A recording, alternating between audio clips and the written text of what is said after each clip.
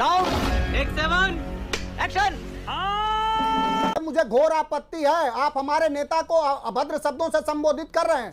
आप जैसे दलों को कम से कम कायदे से बोलना चाहिए। आप पर मैं एक शेर कह रहा हूं कि मन में है पैसे की लालच, चरण बंदना होठों पर और घुंघरू बांध के नाच रहे हैं सरकारों के कोठों पर। यही हाल है। आप आइए देखते हैं, मजा आएगा। जी आपसे जवाब लेते हुए गृह मंत्री अमित शाह की ओर से यह भी तंज कसा गया है कि आपातकाल के दौरान जो समाजवादी नेता जेल गए थे, आज उसी की पार्टी के लोग आपातकाल की खूबियां गिनाते थकते नहीं हैं। मनोज काका जी, उसमें समाजवादी पार्टी भी बढ़ चढ़कर आपातकाल का जिसने विरोध किया था, आज आप लोग साथ साथ हैं, कैसे डिफेंड करेंगे मनोज काका जी?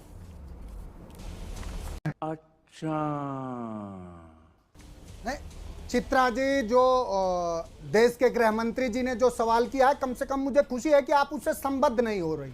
समाजवादी पार्टी तो उस समय इमरजेंसी के समय भी इमरजेंसी के आपातकाल के विरोध में थी, और आज भी जब लोकतंत्र का अघोषित आपातकाल चलता। आपातकाल के मायने क्या है कि लोगों के जो मौलिक अधिकार हैं, वो संविधान द्वारा जो मौलिक अधिकार है, जो फंडामेंटल राइट्स है, वो खत्म हो जाता। आज का जो अघोषित आपातकाल है वो ज्यादा गहरा है। इसलिए है कि प्रोफेसर स्टेन स्वामी से लेकर गौरी लंकेश तक की हत्या हुई, और कितने लोगों को जेलों में। आज भारत में एक आंकड़ा है कि सबसे ज्यादा जेलों में दलित और पिछड़े तबके के लोग हैं, और बेगुनाह लोग आज साल जेल की बात कर रहे थे, आज 6-7 सालों से जेल में। कितने बेगुनाह लोगों को भारतीय जनता पार्टी ने, मोहम्मद खालिद से लेकर आजम खान से लेकर के पूरे देश में कितने बेगुनाहों को जेल में डाला। मेरे सवाल मेरे खत्म हो जाने दीजिए।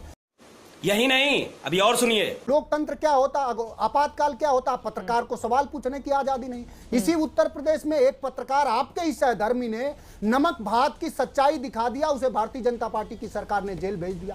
आज देश में हजारों ऐसे मामले हैं कि जब आप सच कह देंगे तो भारतीय जनता पार्टी आपको जेल भेज देगी। ये वही सरकार है। आपातकाल में स्कूल बंद नहीं हुए थे। दुर्भाग्यपूर्ण है कि उत्तर प्रदेश में सारे स्कूल बंद हो रहे हैं। यह अघोषित आपातकाल है। अघोषित आपातकाल में क्या होता है, जब वोट पड़ता है, किसी भी लोकतंत्र चुनाव में वोट पड़ता है, तो वोट पड़ने के बाद 6-7% वोट बढ़ा दिया जाता है कि सत्ताधारी पार्टी को लाभ मिल जाए। यही तो आपातकाल है। यही तो आपातकाल है कि किसी को अपनी बात करने का हक नहीं है। अब लोकसभा में सबसे बड़ी पार्टी तो आप ही बने, आपका वोट बढ़ा दिया गया था क्या?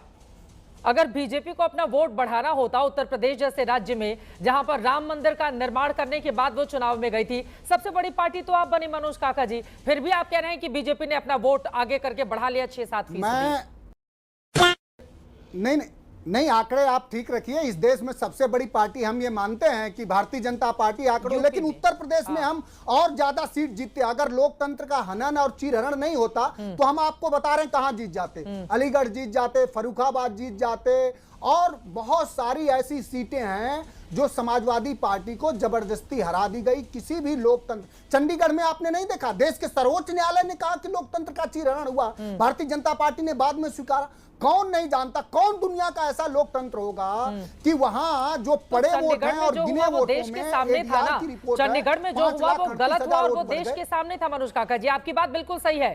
चंडीगढ़ में जो हुआ वो अपने आप में बेहद दुर्भाग्यपूर्ण और अच्छा हुआ, वो देश के सामने आया, लेकिन यूपी से तो नहीं सामने आया ना। यूपी में तो आप ही सबसे बड़ी पार्टी बने, यूपी में तो आप ही अयोध्या जैसी सीट आप जीत जाते हैं मनोज काका जी, और फिर आप कहेंगे कि नहीं ईवीएम की ही गलती है, चुनाव आयोग ही इसके लिए जिम्मेदार है। अच्छा,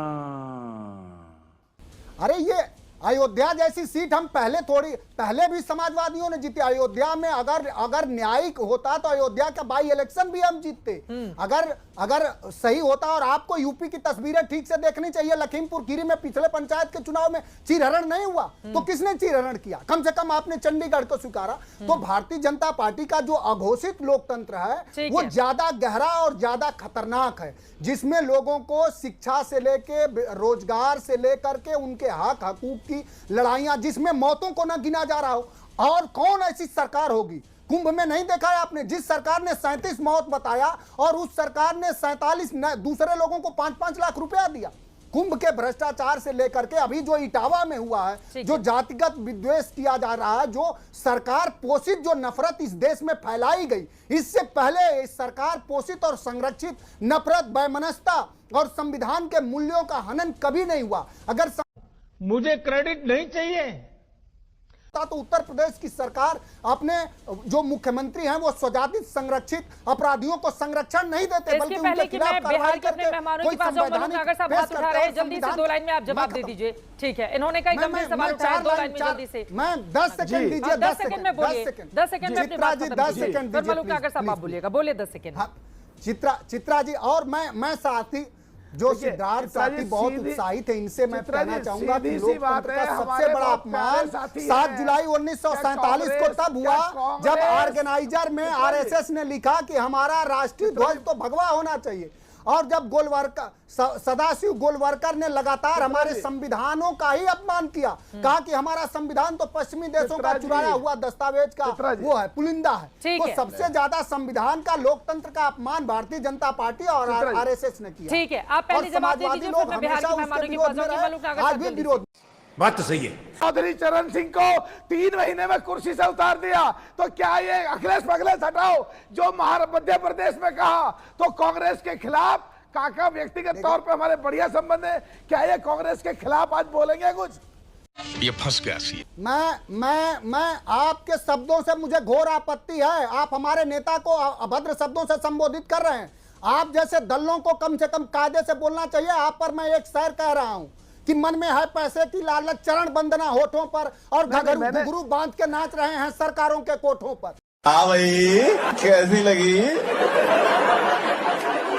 आगे स्वाद? आप जल्दी से वापस लीजिए। चित्रा जी, अब बर्दाश्त नहीं होगा। बिहार के मेहमानों के पास जाते हुए, हाँ ठीक है, मुझे भी आपत्ति है, हम किसी के भी नेता को लेकर जब शब्दों का इस्तेमाल करें तो ध्यान में रखिए कि पलटकर हमारे ऊपर भी पलटवार होगा। बनाने की क्यों जरूरत पड़ी है?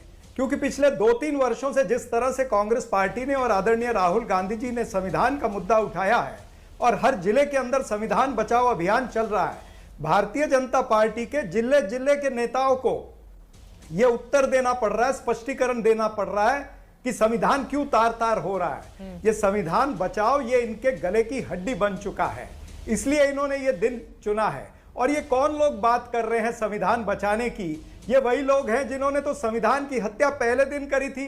संविधान के निर्माता जो हैं डॉक्टर बाबा साहब अंबेडकर, उनके पुतले रामलीला मैदान में इन्होंने जलाए। तुम्हें शर्म है? कुछ शर्म आया है?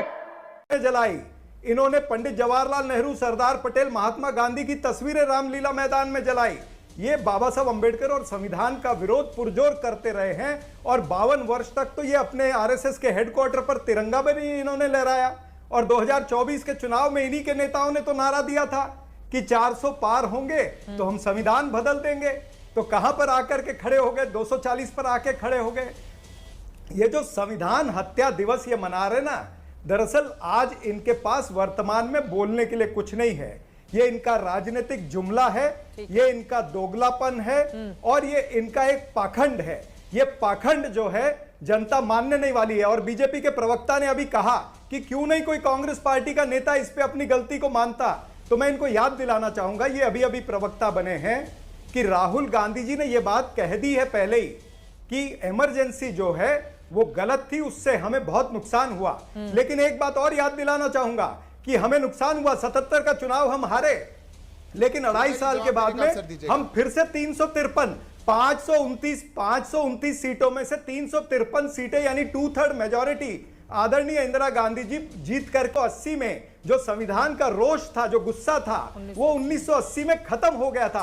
भारतीय जनता पार्टी एक मरे हुए मुद्दे पर नाचना चाहती है। मीसा कानून के तहत आपातकाल के समय 1 लाख से अधिक गिरफ्तारियां की गई थी जो बगैर मुकदमे और सुनवाई के तहत अंजाम दी गई। और मीसा भारती जो आपकी बड़ी लीडर भी हैं आरजेडी की, उनका नाम मीसा क्यों पड़ा? लालू यादव जी ने समय समय पर वो कहानी भी देश के सामने रखी, क्योंकि आपातकाल के दौरान उनका जन्म हुआ। खुद आपके नेता आपातकाल में जेल में रहकर आए, और अब जब कांग्रेस पार्टी के साथ आप खड़े होकर बीजेपी के ऊपर संविधान की हत्या का आप आरोप लगाएंगे, तो फिर आपको लग रहा है कि ये काम करेगा लोगों के बीच में? नवल किशोर जी। चित्रा जी, अभी आपने एक बहुत खूबसूरत बात कही थी और हमें लगता है कि भाजपा से कई गुना अच्छी बात आपने कही कि इतिहास में अगर कोई कदम ऐसे उठाए गए जो काला कदम थे, काला अध्याय थे, तो उसे सीखना चाहिए। और कांग्रेस ने खुद उससे सीखा और यही कारण है कि इंदिरा गांधी ने खुद अपने मुख से बोला कि इमरजेंसी की जो हमने लगाया वो गलत था। और उसके बाद उनको मैंडेट मिला और कांग्रेस लगभग 9 साल रही फिर उसके बाद वीपी सिंह की सरकार आई और कांग्रेस के साथ हमने भी यूपीए 1 और यूपीए 2 में थी। तो ये तो इतिहास से हमें जरूर सीखना चाहिए। लेकिन बात तो सही है। भारतीय जनता पार्टी ने क्या सीखा? अगर जो इमरजेंसी पॉलिटिकल था, जो इमरजेंसी लागू करने के तरीके अलग थे, जिसको कि आज हम काला दिवस या काला अध्याय कहते हैं, उन्होंने एक नया तरीका निकाला कि हम इमरजेंसी लागू नहीं करेंगे, लेकिन जो काम करेंगे उसमें चित्रा जी जैसे पत्रकार भी अगर कोशिश करेंगे उनके खिलाफ में बोलने के लिए, तो आपने देखा होगा कि उनका क्या हश्र हुआ। टीवी का ब्लैकआउट भी कर दिया गया है इसी शासनकाल में। आपने देखा होगा कि जो विपक्षी दल के नेता बोले हैं वो 2-2 साल तक जेल में रहे और कोर्ट ने उस पर टिप्पणी की है।